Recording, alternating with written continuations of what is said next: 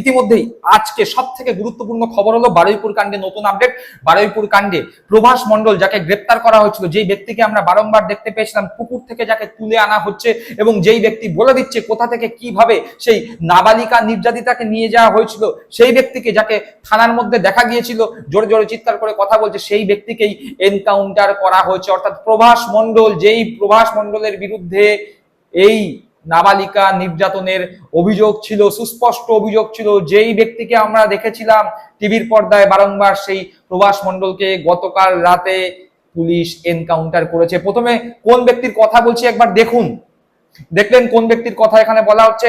এবং এই ব্যক্তিকেই যতদূর খবর পাওয়া যাচ্ছে, বিভিন্ন সংবাদ মাধ্যমে এই মুহূর্তে নিউজটি ব্রেক হয়েছে, যতদূর খবর পাওয়া যাচ্ছে এই ব্যক্তিকেই কালকে রাতে ঘটনার পুনর্নির্মাণ করার জন্য পুলিশ নিয়ে যায়। এবং যেটুকুনি জানা যাচ্ছে, বলা হচ্ছে সেখান থেকেই এই প্রভাস মণ্ডল নাকি পুলিশের যে বেড়াজাল, সেই বেড়াজাল ছিঁড়ে পালানোর চেষ্টা করে এবং পুলিশের দিকে আক্রমণ করে। মূল উদ্দেশ্য ছিল পুলিশকে আক্রমণ করে পালানো। তখন পুলিশ কোনো উপায় না দেখে প্রভাস মণ্ডলকে এনকাউন্টার করে মারে। অর্থাৎ বাংলায় এই প্রথম একটা এনকাউন্টার আমরা দেখতে পেলাম। এবার এর পিছনকার কি ঘটনা, কি বিষয়, কি বৃত্তান্ত, আগামী বিভিন্ন সময় যেরকম ভাবে আপডেট আসবে আমরা তারপরে পূর্ণাঙ্গ এপিসোড এই নিয়ে করবো।